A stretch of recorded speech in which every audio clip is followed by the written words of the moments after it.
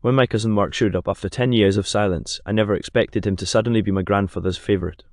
But then, a secret will appear to one that left me with nothing and handed Mark our family home worth $480,000. The more I dug, the more I realised Mark had been planning this for years, and my own parents might have helped him pull it off. My name is Ethan Miller, I'm 38, and until a month ago, I thought my family was, well, dysfunctional in the regular way. I live in Rochester, New York, work as an insurance adjuster, and have been single for the past 3 years. My closest relative was my grandfather, William, who practically raised me after my dad decided that parenting wasn't his thing. Grandpa William was sharp even at 82. He had this small, two-storey brick house on Elmwood Avenue with a creaky staircase and a cherrywood desk where he kept all his papers. We used to drink tea together at 7:00 p.m. sharp every evening. On March 18th, at 2:47 a.m, my phone rang. It was Mom. Ethan, your grandfather passed away in his sleep. Her voice cracked, but there was something clipped about it, almost rehearsed. By noon, I was at the house. The scent of his pipe tobacco still hung in the air. My Aunt Linda and cousin Mark were already there, even though Mark hadn't visited Grandpa in over 10 years. Mark was 2 years older than me, a real estate broker from Boston, always wearing tailored suits that looked too expensive for his modest income. We all gathered in the living room. Aunt Linda held a thick envelope. "The will's here," she said, tapping it like it was some kind of prize. I didn't remember Grandpa ever mentioning he'd updated it. In fact, just last year, he told me, "Everything will be split fairly, you'll get the house, your aunt will get the lake cabin." But as the lawyer read aloud, my stomach dropped. The house, the cabin, his savings, almost $480,000 worth, were all going to Mark. I was left with a wristwatch of a sentimental value. "What the hell?" I blurted. The lawyer cleared his throat. "It's signed and notarized, dated 6 months ago." Mark smirked without even trying to hide it. Guess Grandpa changed his mind. Something was wrong. Grandpa never trusted Mark. He used to call him the salesman with no soul. And now he'd left him everything. I drove home that night, gripping the steering wheel until my knuckles turned white. My mind replayed every conversation with Grandpa, searching for some clue. At 11:13 p.m, I got a text from an unknown number.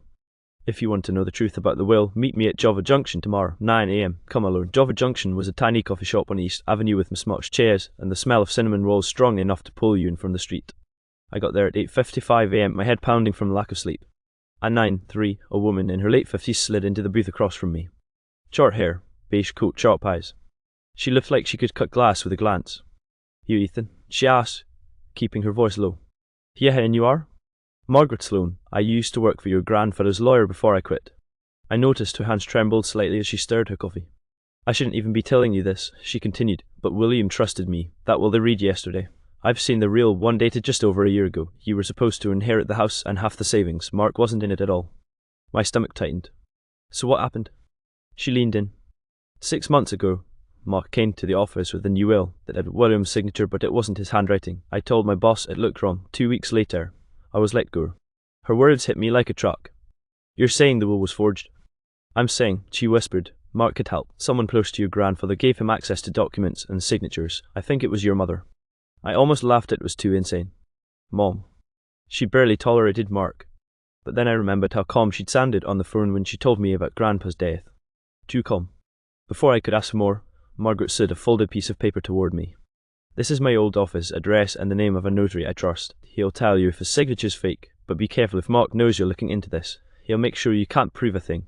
I left the coffee shop with the paper burning in my pocket. The air outside felt heavier, like Rochester had shifted into some darker version of itself overnight. By the time I got home, it was raining. I pulled into my driveway, ready to go inside and plan my next move. But then I saw an unmarked black SUV parked across the street. The driver was staring straight at me. When I stepped toward it, the SUV rolled away slowly, like it had all the time in the world. Inside my house, my phone buzzed. A message from Mom. "We need to talk. Don't do anything stupid." And for the first time in my life, I wasn't sure if she meant to protect me or warn me. I didn't sleep that night. Every creak in the house made me glance toward the window, half expecting a black SUV to be idling outside again. At 7:14 a.m, I drove to the notary Margaret had recommended a Thomas Reynolds, a wiry man in his 60s with thick glasses and the kind of voice that made you think he'd seen too much in his career. His office was in a converted Victorian house in Brighton, the walls lined with dusty law books and framed certificates. I handed him a photocopy of the new will, which I had managed to get from the lawyer's assistant under the guise of wanting a keepsake. Thomas studied it for all of 30 seconds before frowning.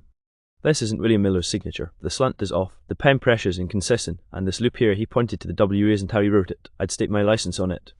It was the confirmation I needed. I asked if he could put it in writing. He hesitated, then said, I can, but be prepared. This won't just get ugly, it'll get personal. I left his office with the document tucked deep in my jacket. My phone rang the moment I stepped outside. It was Aunt Linda. Ethan, she said without greeting, stop whatever you're doing. You're going to tear this family apart. Linda, the will is fake, you know it. Silence, then a low sigh. Some things are better left alone. And she hung up. That sentence echoed in my head all the way home. Better left alone? For who? 3 hours later, I decided to go to my mother's house. She lived in a white colonial on the west side, neat flower beds out front, wind chimes by the porch. She opened the door wearing an apron dusted with flour, as if she'd been baking. Ethan, she said, not surprised to see me. Come in. We sat at the kitchen table. The smell of cinnamon rolls made the moment surreal. I talked to Margaret, I began. Her face didn't change. You shouldn't have. Did you give Mark access to Grandpa's documents? I asked. My voice was steady, but my pulse was hammering. She looked away, toward the window. Mark was persuasive. He said William planned to leave you the house, but you'd just sell it. He wanted to keep it in the family. I stared at her, struggling to process. So you helped him forge a will for $480,000. Her lips pressed into a thin line. It was for the best. You'll understand someday. Before I could respond, I heard a car door slam outside. I went to the window and there was Mark, walking up the path, smiling like he owned the place. Mom didn't look surprised at all. Ethan, she said quietly, let's settle this now before you make a mistake you can't undo. Mark stepped into the kitchen without waiting for an invitation, his cologne hitting me before his smirk did. He wore a dark navy suit, perfectly tailored, and carried a slim leather folder under his arm. Morning, cousin, he said, dropping the folder onto the table. We need to have a civilized conversation. I didn't sit. Civilized? You forged Grandpa's will and stole everything he worked for. Mark chuckled, glancing at Mom like they were in on the same private joke. Ethan, I didn't steal. I reorganized. Grandpa's assets are in better hands now. Better hands. I snapped. You didn't visit him once in 10 years. He ignored me and slid a document across the table.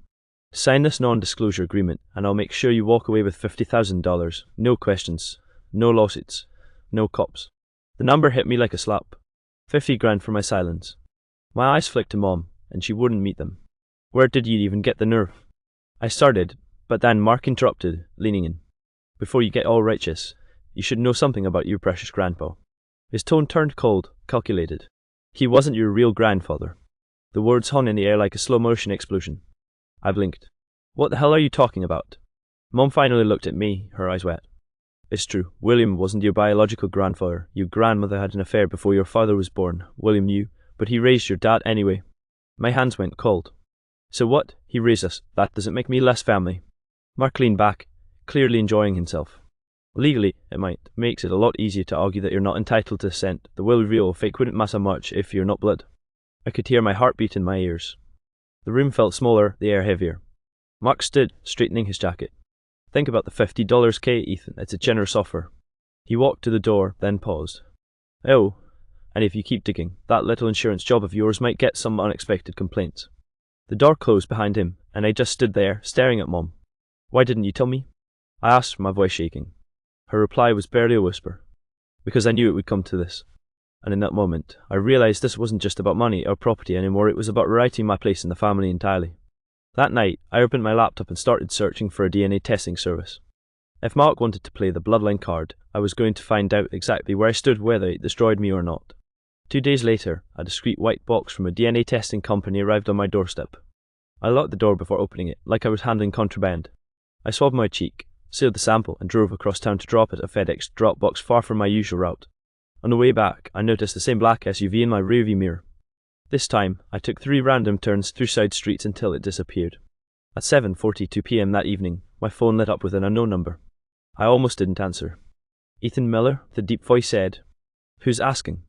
You don't know me, but I knew William. He trusted me with certain records. Meet me at the old storage facility on Jefferson Road, Unit 14, midnight. Don't tell anyone. The line went dead. By midnight, I was standing in front of a row of rustling storage units. The air cold enough to sting my face. The man who stepped up from the shadows was in his late 70s, with a hunched back and a red sox cap pulled low. I'm Henry Lawson, he said. Your grandfather's accountant off the books. He unlocked Unit 14. Inside, under a dusty top, were 4 metal filing cabinets. He pulled one drawer open and handed me a thick folder. These are bank statements, letters, and property deeds. William suspected Mark was trying something months before he died. He asked me to keep this here in case something happened to him.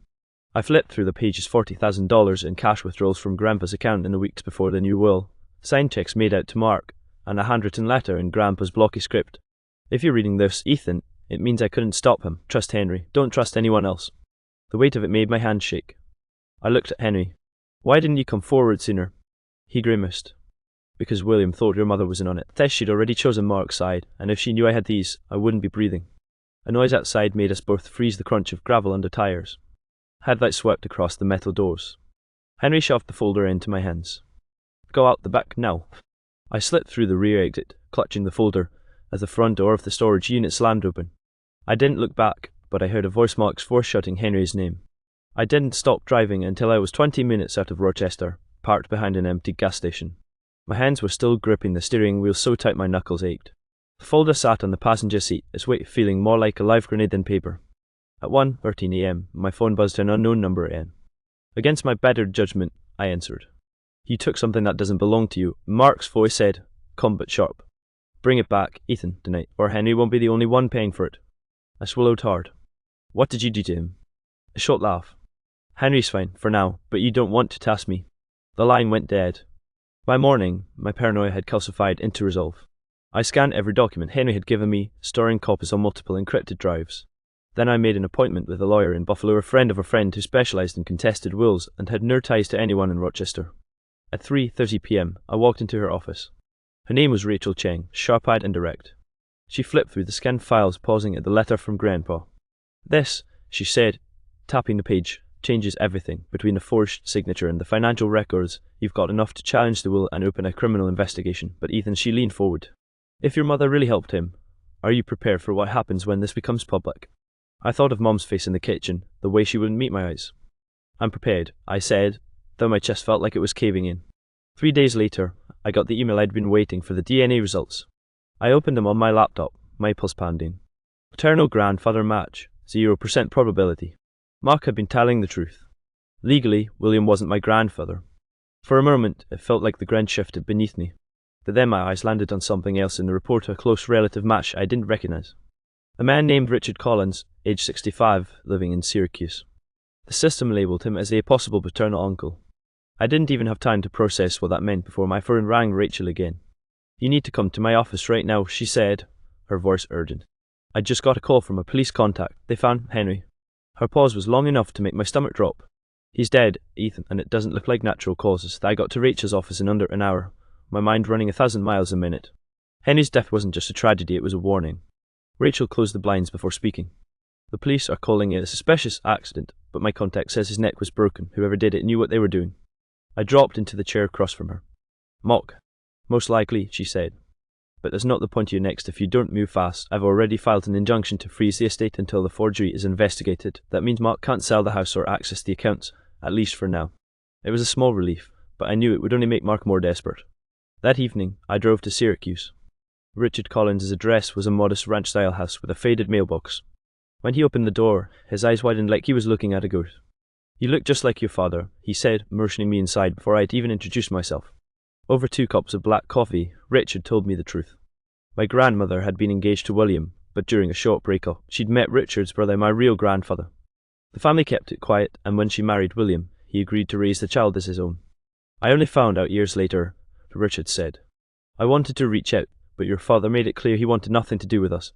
I left with more questions than answers, but also a new sense of clarity. Mark's whole not blood argument was technically true, but morally irrelevant. William had chosen me as his heir.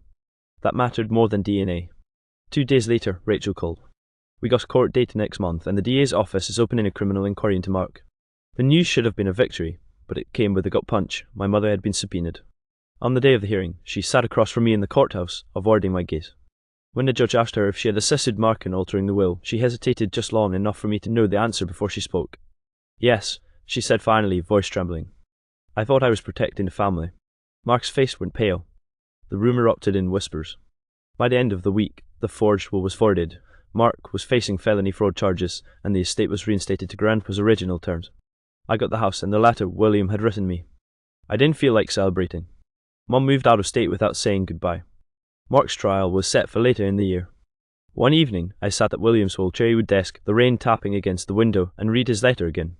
Family isn't blood, Ethan. It's who you choose to stand with when it matters. Don't let them tell you otherwise.